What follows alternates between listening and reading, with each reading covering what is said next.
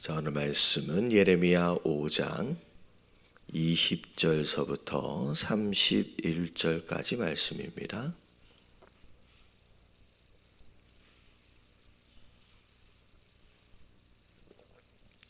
예레미야 5장 20절서부터 31절까지 말씀입니다. 교독합니다. 너는 이를 야곱 집에 선포하며 유다에 공포하여 이르기를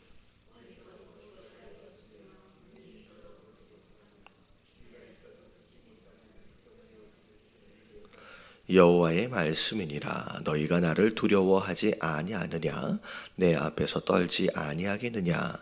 내가 모래를 두어 바다의 한계를 삼되 그곳으로 영원한 한계를 삼고 지나치지 못하게 하였으므로 파도가 거세게 이나 그것을 이기지 못하며 뛰노나 그것을 넘지 못하느니라.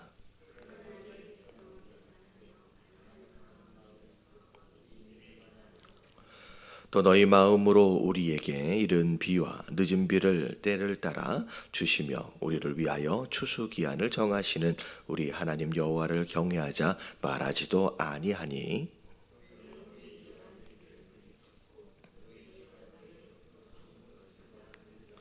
내 백성 가운데 악인이 있어서 새 사냥꾼이 매복함같이 지키며 덫을 놓아 사람을 잡으며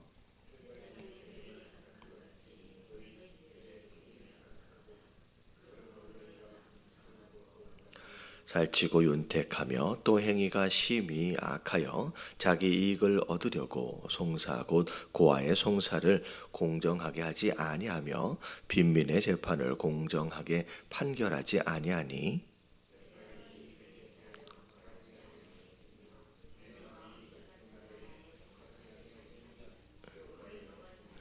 이 땅에 무섭고 놀라운 일이 있도다.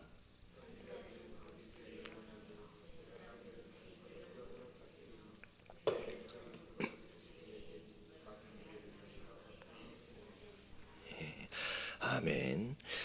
자, 20절에 보니까 너는 이를 야곱의 집에 선포하고 유다에게 공포하래요.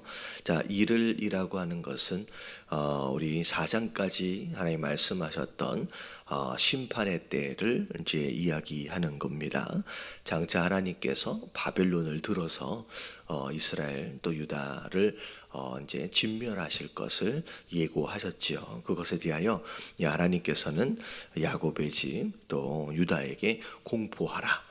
누구든지 다 알 수 있도록 빠짐없이 다 알 수 있도록 이야기해 줘라라고 하는 내용이죠.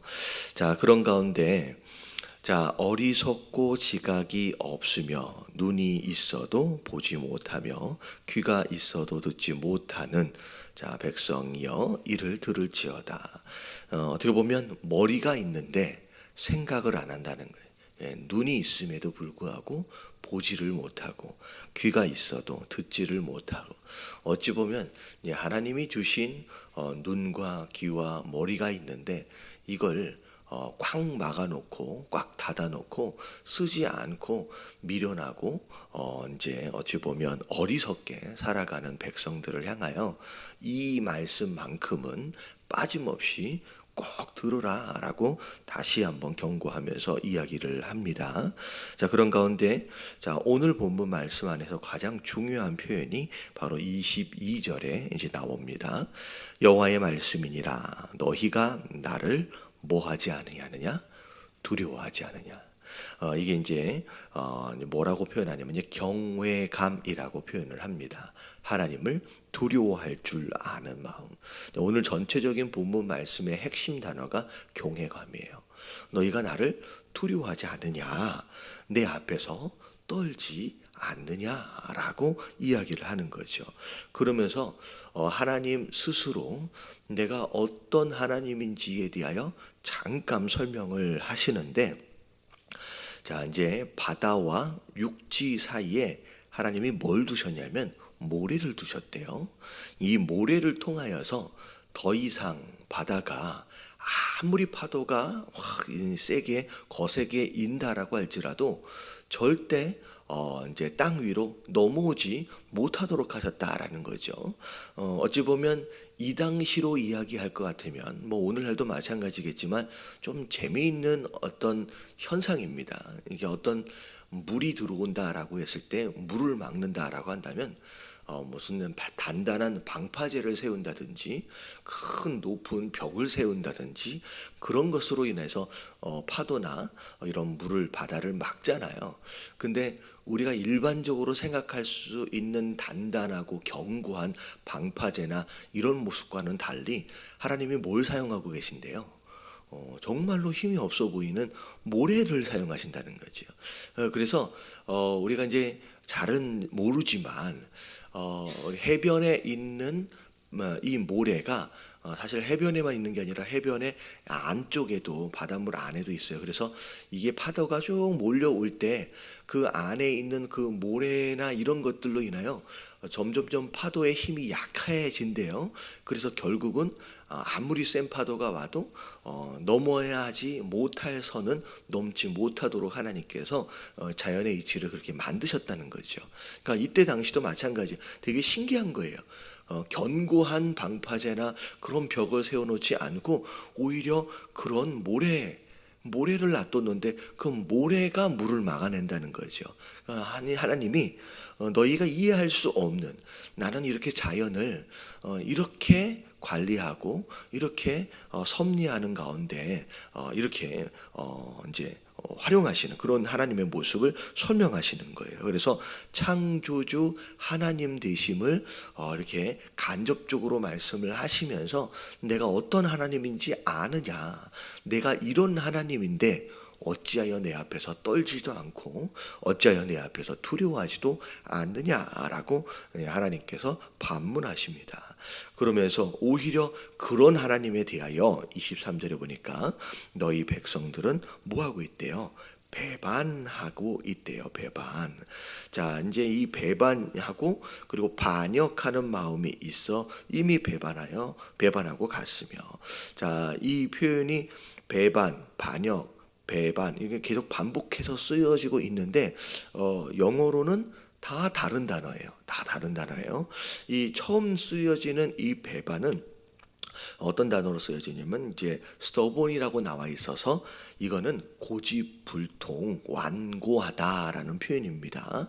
자, 그리고 그래서 어찌 보면 처음에 하나님이 이 백성들에 대하여 뭐라고 얘기하냐면 내가 아무리 얘기해도 완고하다, 고집불통, 절대 자기 주장을 꺾지 않고 고집을 부리고 있는 이스라엘 백성들을 이 얘기를 하고 있는 거죠.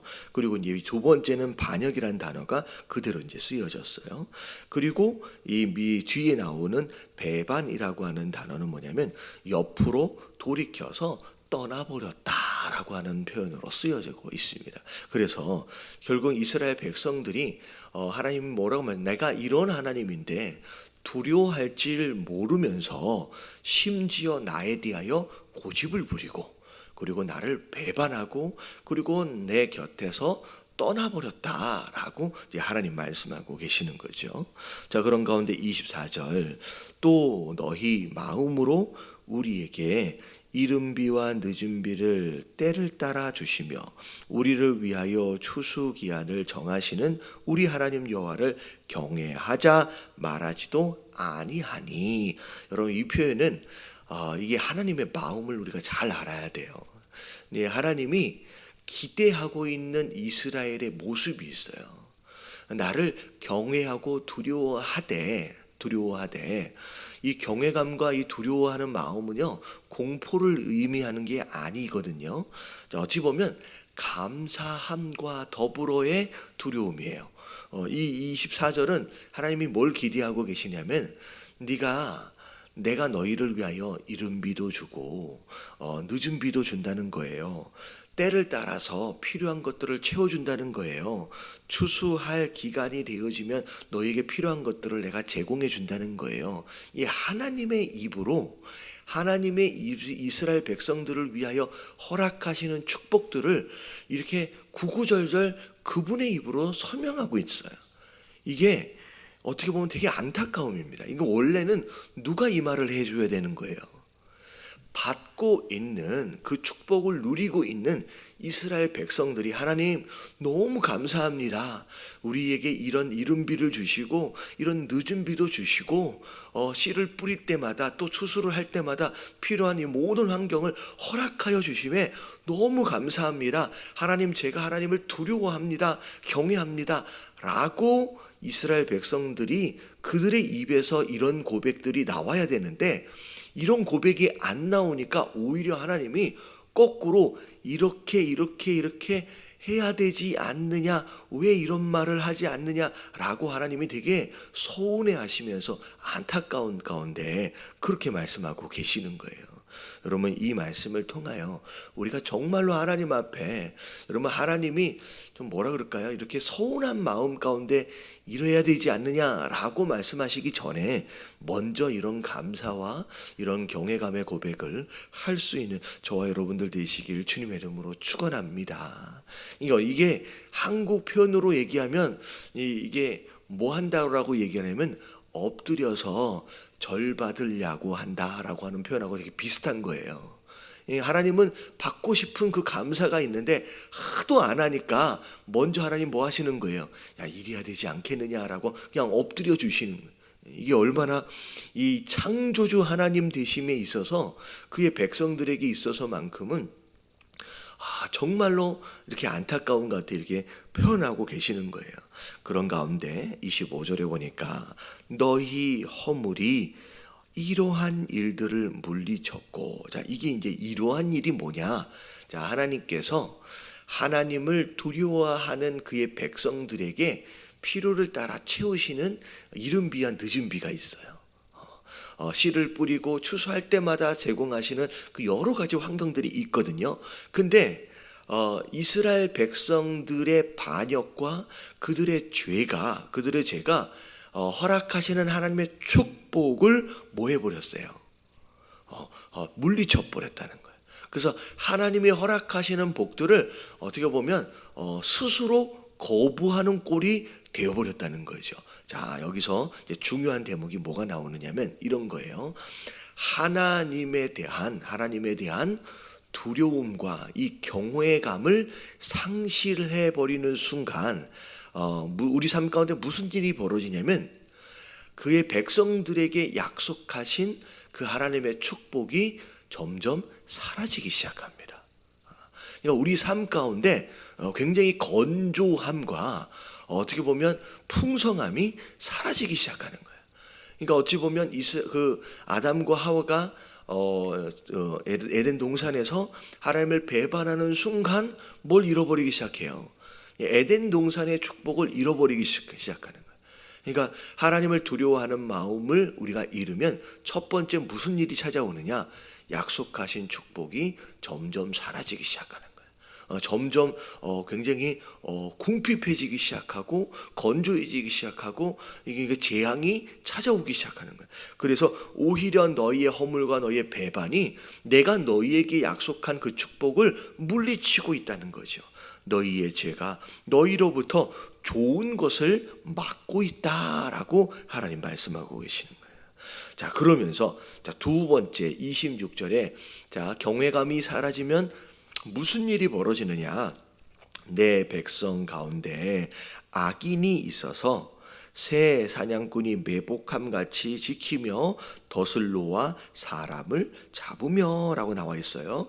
자 경외감을 상실하면 우리 마음 안에 숨어 있는 이 죄악이 점점 바깥으로 드러나게 되어지는 것으로 말미암아 우리 인간관계 안에서의 불의가 드러나기 시작해요. 우리 안에서 악이 드러나기 시작하면서 서로 상호 간에 강한 자가 약한 자를 괴롭히는 일들, 어찌 보면 착취하고 어떻게 보면 여기 보니까 불의한 재판관의 모습들도 막 나와요. 이런 일들이 벌어진다는 거예요.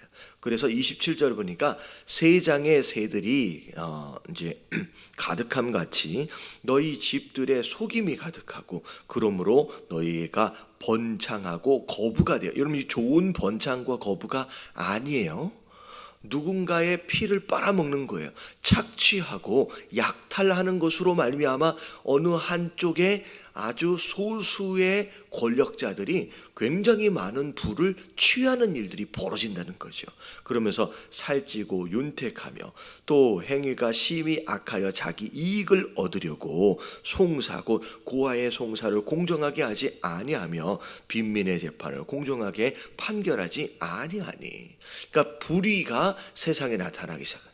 다시 말하면 하나님을 두려워할 줄 모르는 사회가 되어지면 그 안에서 자연스럽게 불의가 나타나기 시작하고, 이 불의로 말미암아 일부 권력자들이 힘을 가지지 않는 자들의 것들을 착취함으로 인하여 부익부 빈익빈이 일어날 수밖에 없는 사회가 된다는 거지요. 이게 하나님을 경외하지 않게 되면 나타나는 사회의 현상들입니다. 그러니까 오늘날 우리 세상이, 우리 사회가 이런 모습으로 가고 있는 이유가 뭐냐면 하나님을 뭐하지 않기 때문에, 두려워하지 않기 때문이다라고 하나님 말씀하고 계시는 거예요.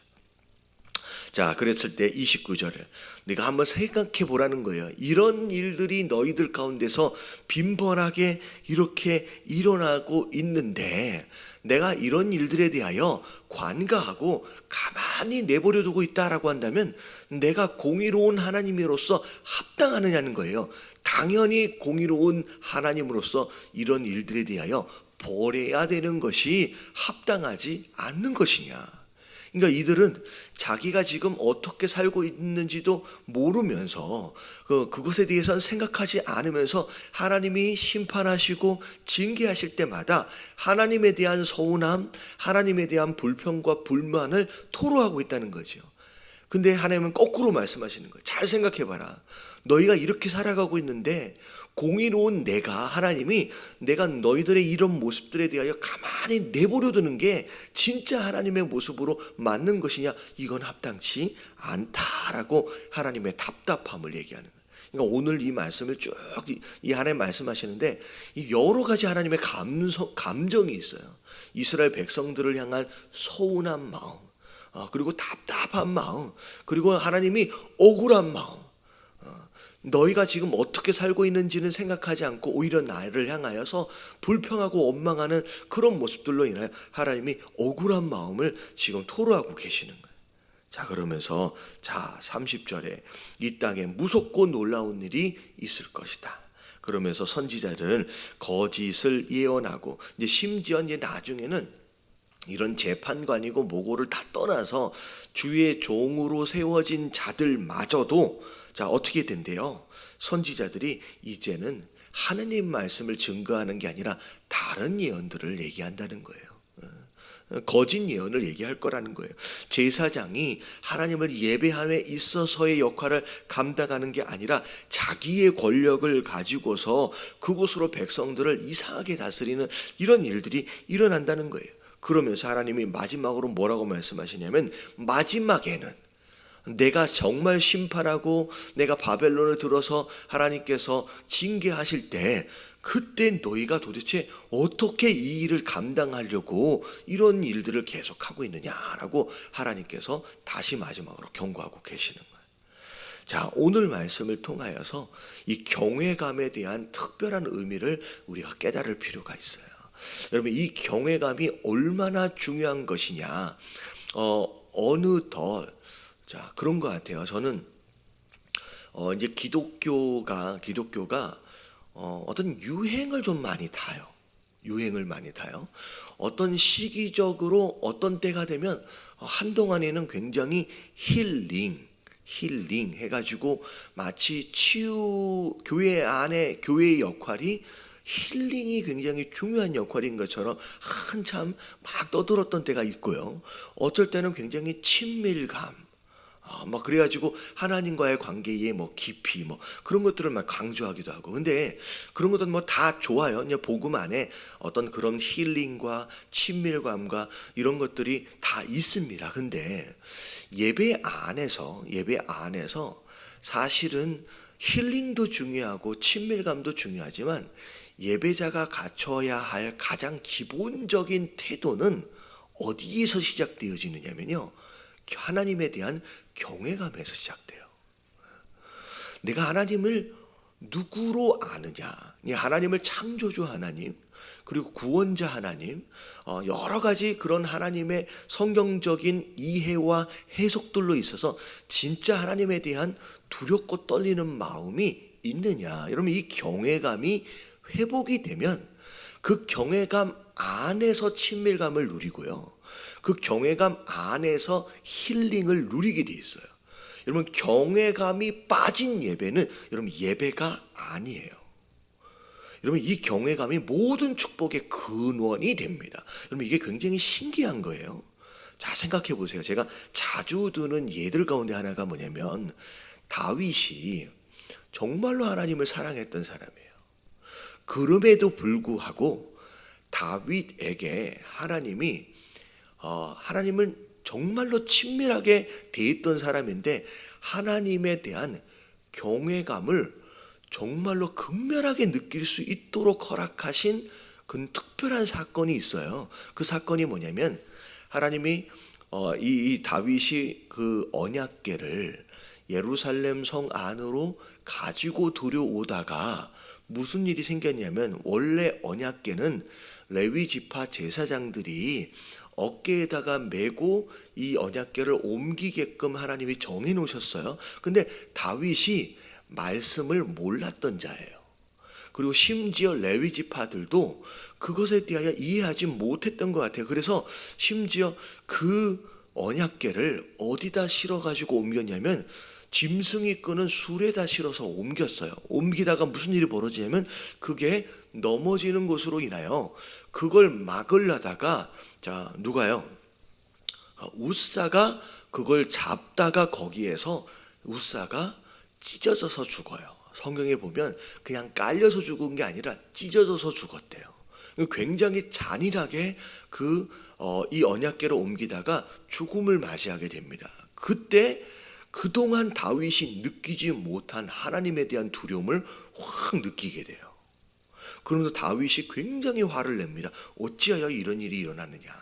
결국은 나중에 정말 하나님이 정하신 법도를 따라서 이제 정상적으로 옮겨오게 되면서 다시 회복을 하게 되는데, 그때 다윗이 하나님에 대하여 굉장히 두려운 마음을 느끼게 됩니다. 근데 그 사건을 인하여 더 이상 그 언약궤가 옮겨지지 못하고 그 주변에 있는 누군가의 집에 잠깐 머물게 되는데, 그 집이 오벳 에돔이라고 하는 사람의 집에 머물게 돼요. 근데 그 집에 몇 달 동안 머물러 있는 동안에 무슨 일이 벌어지느냐, 나중에 보면 그 몇 달 동안 그 오벳 에돔의 집이, 이 가정이 뭘 받았다? 축복을 받았다라고 나와 있어요. 복을 받았다라고 나와 있어요. 여러분, 이게 잘 생각하면서 왜 이 오벳 에돔이 갑자기 언약궤가 들어온 것으로 말미암아 복을 받았느냐? 이 언약궤가 특별한 마법의 힘이 있어서 여러분 그런 개념이 아니에요. 여러분, 이 언약궤를 잘 생각해 보세요. 하나님이 정하신 뜻을 따라, 법도를 따라 옮겨지지 않는 곳으로 말미암아 조금 전에 웃사라고 하는 사람이 어떻게 죽었어요? 찢어져서 죽었어요. 여러분, 그 무시무시한 언약궤가 우리 집 안방에 들어와 있다라고 생각해 보세요. 그리고 내가 그 옆에 방에 그 언약궤가 있는데 내가 그 집에서 계속 살아야 돼요. 그러면 여러분, 이 집 안에 그 언약궤가 존재하는 것으로 말미암아 내가 이 집 안에 있을 동안만큼은 내 말하는 것과 행동하는 것이 어떻게 될까요? 여러분, 그전과는 달라지는 거예요. 그 무서운 하나님이 우리 집안에 있다.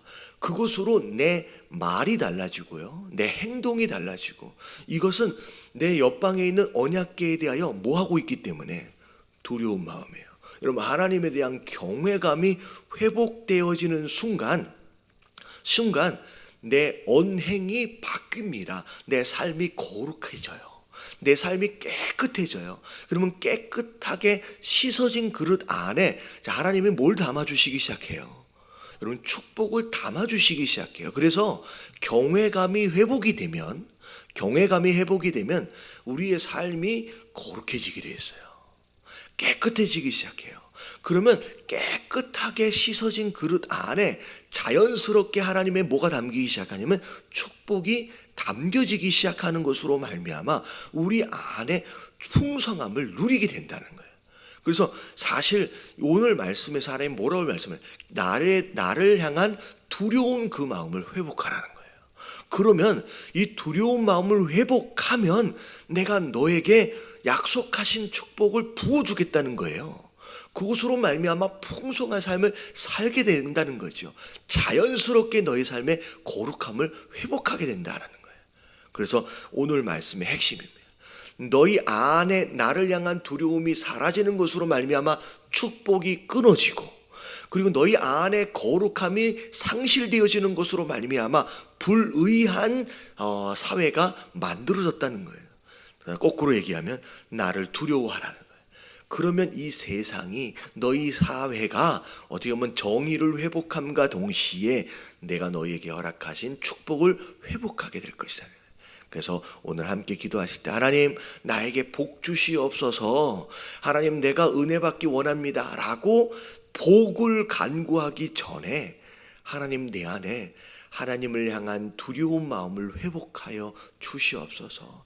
그래서 내 안에 잃어버린 거룩함을 회복하게 하시고 그 거룩하게 담겨진 그릇 안에 하나님이 축복이 담겨져 갈 수 있도록 하나님 먼저 우리의 마음의 그릇을 준비할 수 있는 자가 될 수 있도록 해달라고, 이 경외감의 회복을 위해서 오늘 함께 기도하며 오늘 하루 시작하도록 하겠습니다. 우리 함께 기도합니다. 시작.